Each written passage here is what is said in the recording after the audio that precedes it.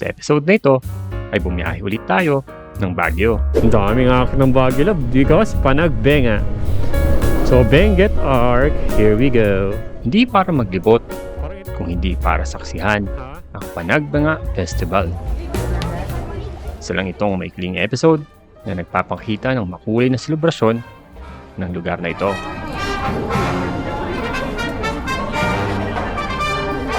Bumiyahe tayo ng hating gabi mula sa Marikina. Yun! Dumaan ng Pampanga ng madaling araw. Parang first time namin makadaan dito sa area na to ng Pampanga. At ang lupit, alas 3 sa madaling araw, parang umaga. Nag-almusal sa Pangasinan at nasaktuhan natin ang parada ng kinaumagahan dito sa Baguio. Isang episode na nagbigay sa atin ng panibagong perspektibo at pagkakakilanlan sa lugar na ito. Diba? Umalik ulit tayo ng Baguio. Kung kaya't halina, samahan niyo ulit kami dito sa selebrasyon ng Panagbenga sa Baguio City.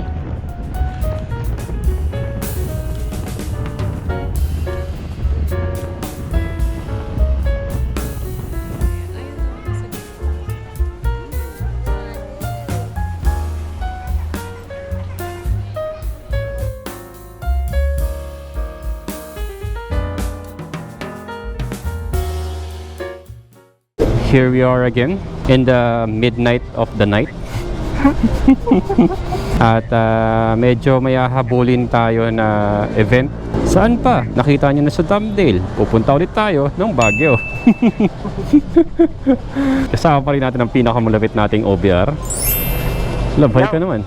Hello! Good morning, good morning. Good morning, good morning, good morning. So, syempre, pag nagka-long ride tayo, always blow bagets. So, sa mga hindi nakakaalam, blow bagets. Ito siya. Ayan. So, yun lang naman yung mga preparation na ginagawa natin pag long ride. At shoutout nga pala sa mga bago dito sa atin. Regular boss, full tank. Okay. Iyo, no? Kumukulo-kulo pa. So, full tank. At yung full tank na yan, meron pang 2 bars na matitira pag akyat natin ng Baguio. Right? Right? Right. At dahil dyan, magre-restart tayo ng Trip meter. trip meter. Last ride natin, pumunta tayo ng Baler. 659, balikan na yun. Tapos may mga sobra pa yan kasi ginamit natin yung motor. So, restart tayo. Restart, trip meter. Alright. Tapos, so sa mga bago pa lang sa page namin, sa YouTube namin, remind lang po namin kapag nagko-comment kayo, okay lang naman yung na-i-bash kami. No, criticism. Criticism, open naman kami sa criticism. Huwag lang magmumura.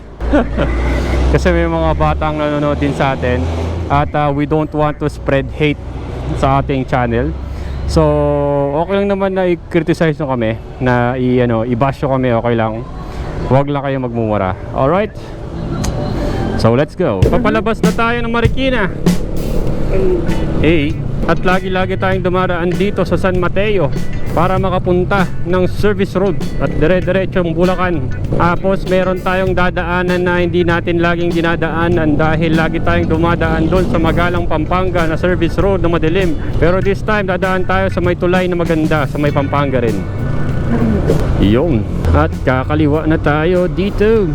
Maganda ka na to, perspective, 2 truck. So ito yung lagi namin kinakaharap kapag gabi tayo umaalis. Kung papansin nyo sa kanan natin may truck, ay sa kaliwa natin may truck, sa kanan natin may truck. Truck all the way. Dahil medyo marami-raming truck, dapat nagtitriple ingat tayo dahil hindi natin alam kung ano yung pwedeng mangyari sa kalsada, di ba lab? At kapag nakakaharap kami ng mga ganito, sobrang ingat namin. It's either unahan mo yung truck or paunahin mo yung truck. Alright, so let's go.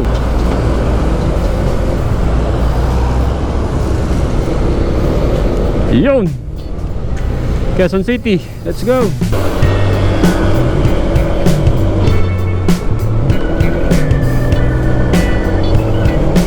Update alam namin kayo pag nasa Bulacan na tayo. Okay. Time check, it's 1:50 in the morning. Nasa na tayo, lab? Bukawi, Bulacan. Bukawi, Bulacan. At kwento lang namin na itong ride na to, di ko alam kung paano namin nagagawa na may trabaho tayo ng morning. Tapos nakakayanan pa nating bumiyahe ng madaling araw. Pero natutulog naman tayo. Pagka uwi ng work, Natulog tayo, love. Natulog ba Yeah. tayo? Kailangan yun pagka nag-go-biyahe para attentive. Kahit magpahinga. Magpahinga, magpalakas para sa next season. Eh di during ride, kung makaramdam ng pagod, tumigil. Oo. So yun, medyo madaling pa, dire-diretso pa tayo. At medyo break time tayo mamaya.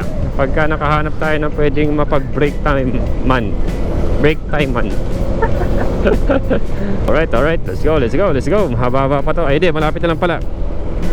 Kasi pinutol-putol natin ang ating mga point dahil may dadaanan tayo ang kakaiba na hindi natin normally na dinadaanan sa Pampanga. Alrighty. Alright. Oops, yaman ni popcorn. Love, nasa na tayo, love? Sa Pampanga. Kapit. Alright, time check. It's 2:29 ng umaga. Alrighty.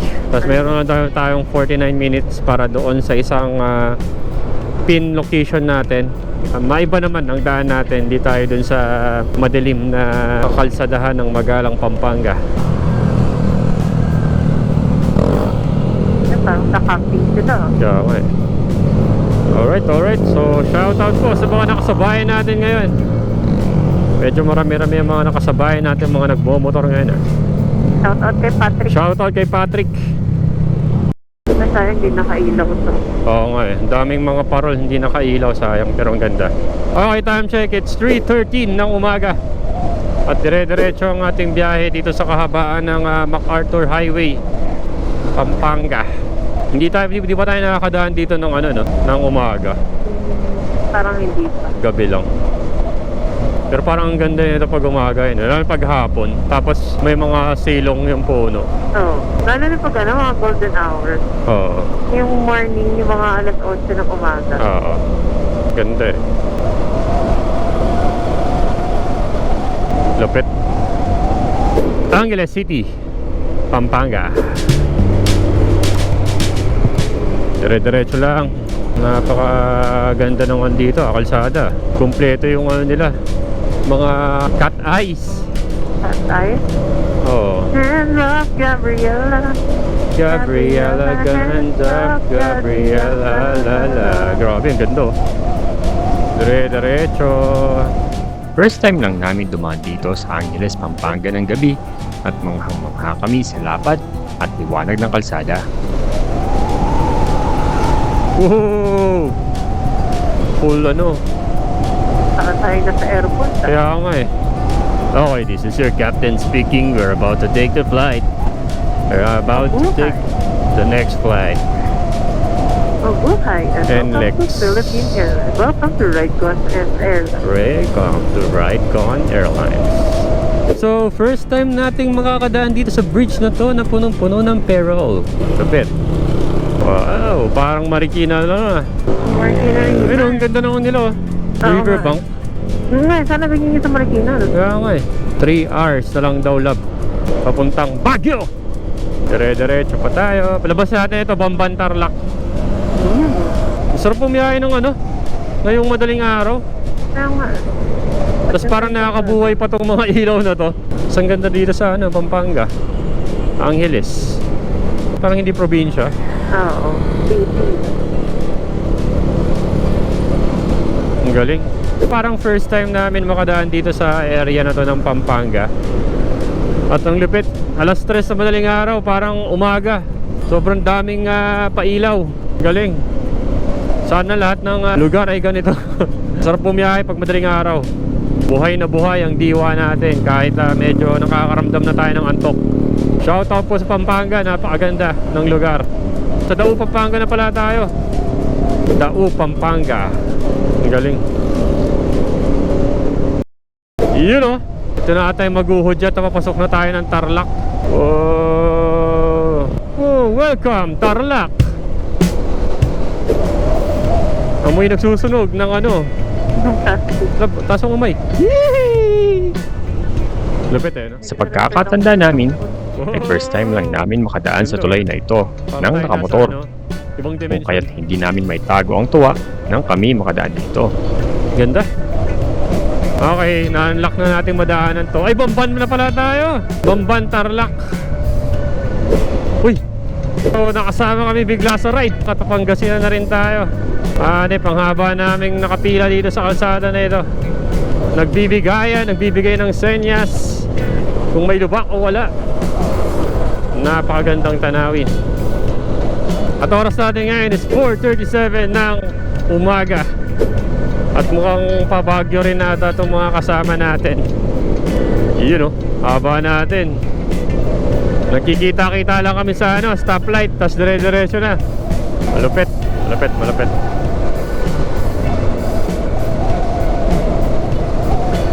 Yun o.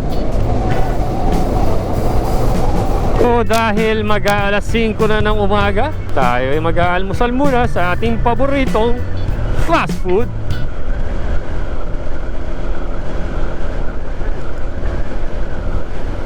The Jollibee. Bakit? Haba nung po.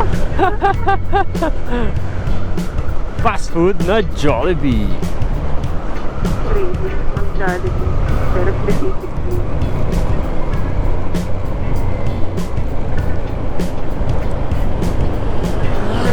Thank you. Parang siyang kumain sa taas. Oo nga. Ay, nang sarado pa yung taas. Dami rin Friday.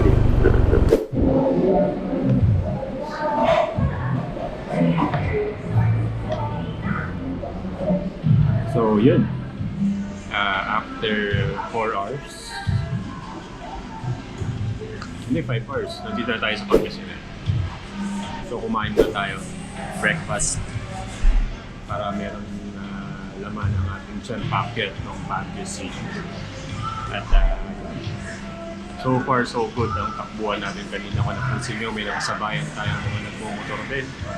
At ngayon ay Sabado, kaya lupit ang takbuhan, dire-diretso. Tigaya ng na kalsada. Tapos warning. Lupit. So, normal na kainan si Jollibee. Longganisa. Tapos, kape. Alright.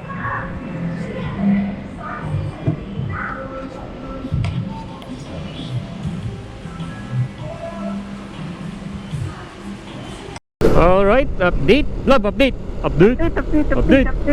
Oh, nasa na tayo lang? We are now at Urdaneta, Pangasinan. Urdaneta, Pangasinan. 6:10 in the morning. Ba madali si Kuya, natatay ata. Dire-diretso tayo hanggang sa makarating tayo ng Binalonan, Pangasinan. A na A.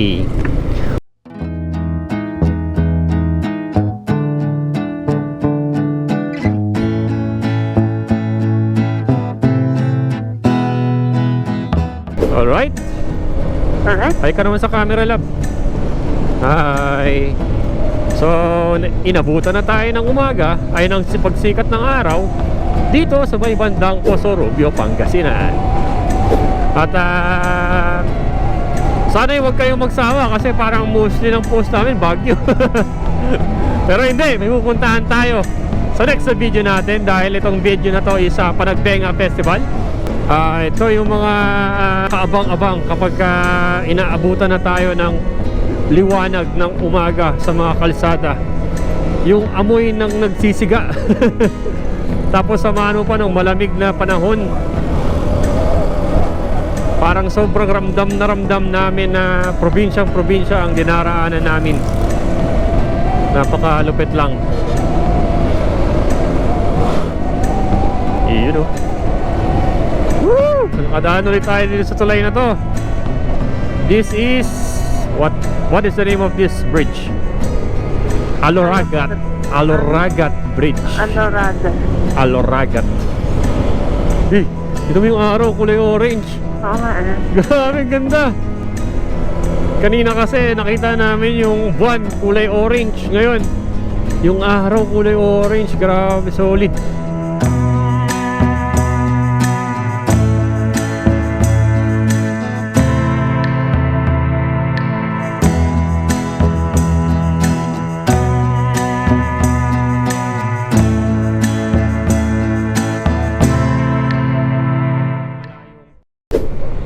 And time check natin, it's 6:55 ng umaga. At nandito na tayo sa infamous tulay, papasok ng La Union.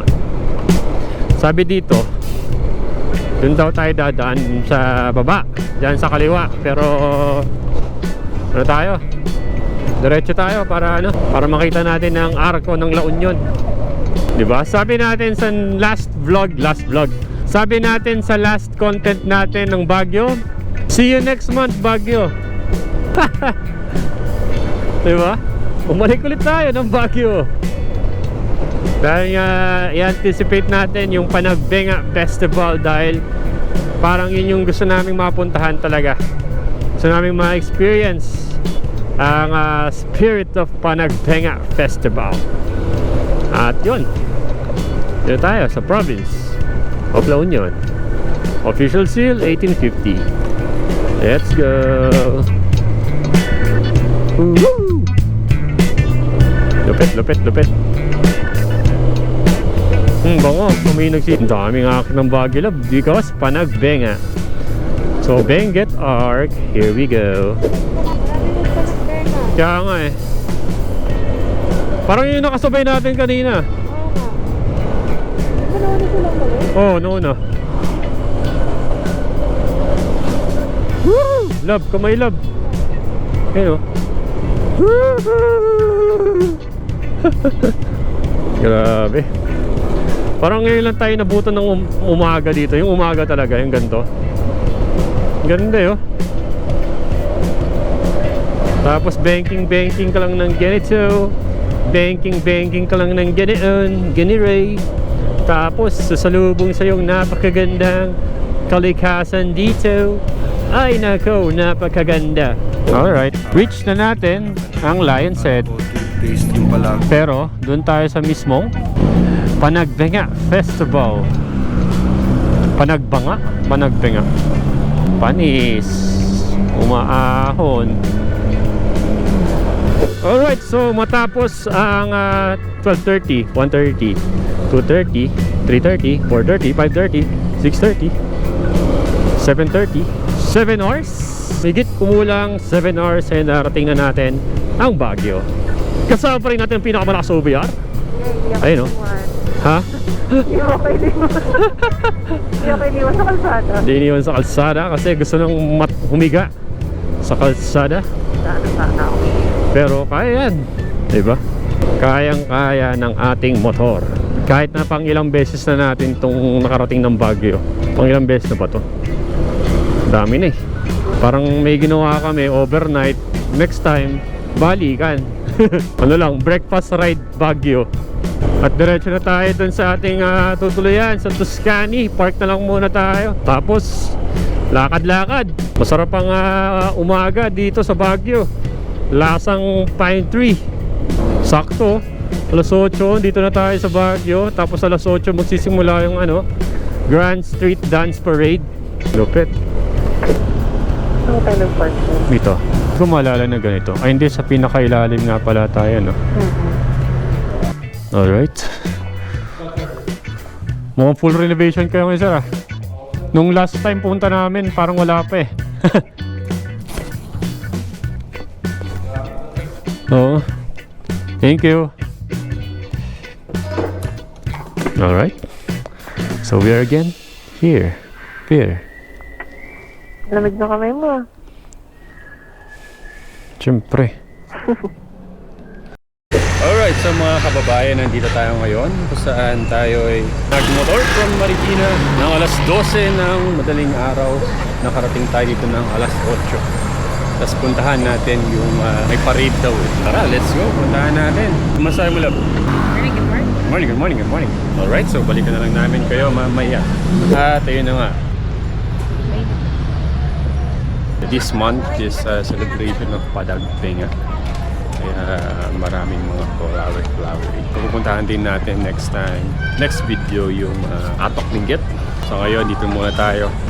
At 3 days naman tayo dito sa Baguio. Kaya hindi ko masusulit naman natin ang area. Sakto ang oras ng ating pag-alis sa Marikina. Sakto ang oras ng ating biyahe. At saktong oras tayo nakarating dito sa Baguio. nakakatuwa lang dahil parang sakto ang nangyari sa araw natin ngayon at mas lalong naging maganda pa nang sinalubong tayo ng mga bulaklaking palamuti dito sa Burnham Park.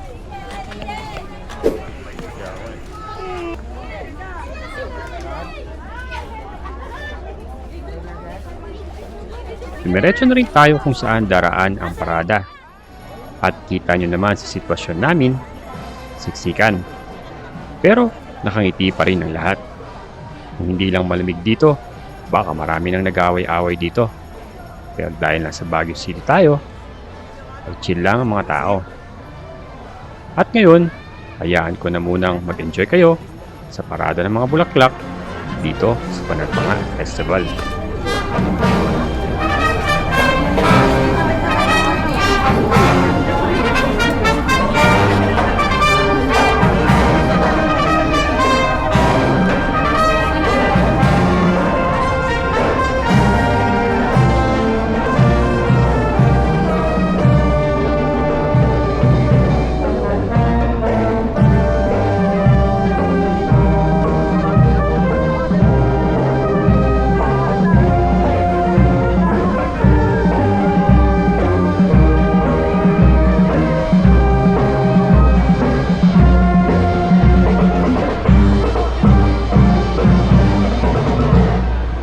Sakto ang ating pwesto at kita natin ang pagbungad nila Mayor Magalong ng Baguio City.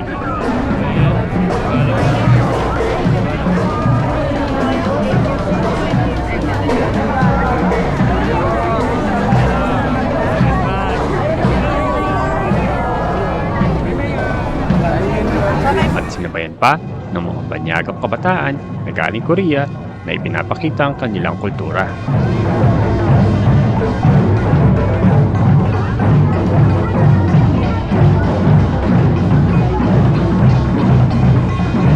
At syempre, hindi pa huli ang sariling atin.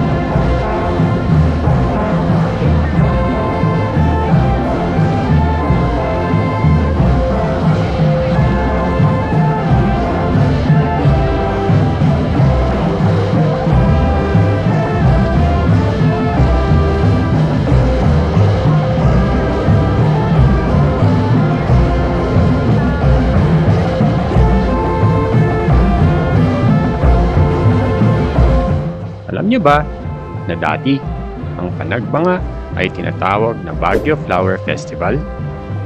Noong 1997, pinalitan ito ng Panagpanga, isang salitang kankanay na ang ibig sabihin ay Season of Blossoming o panahon ng pumulaklak.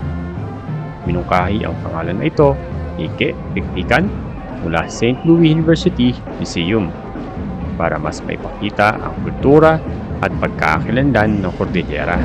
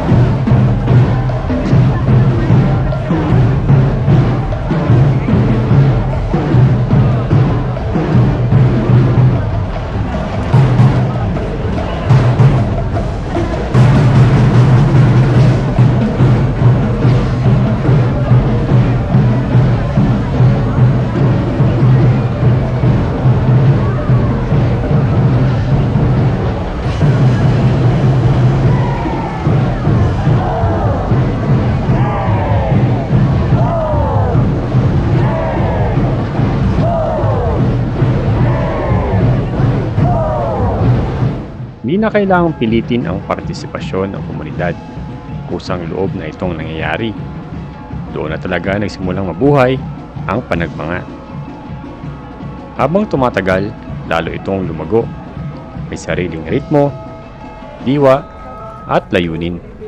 Parang mismong lungsod ng Baguio na patuloy na mumulaklak.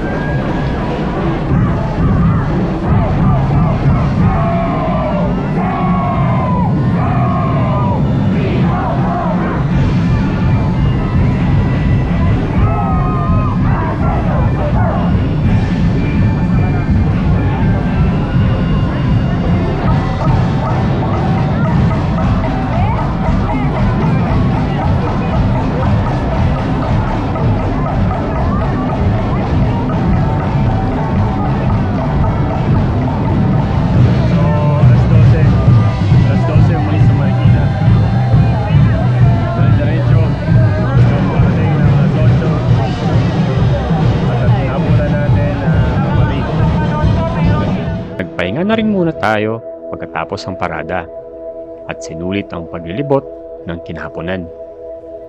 Nasabi namin nasa tamang posisyon lang kami ngayong araw sa aming biyahe dito sa Baguio.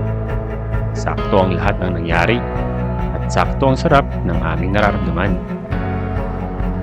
At kung umabot ka man sa dulo ng video na ito, ay abangan nyo ang susunod naming biyahe dahil may binisita kaming lugar na wala sa plano pero nagbigay ng kakaibang kasiyahan at pagkamangha sa aming natuklasan.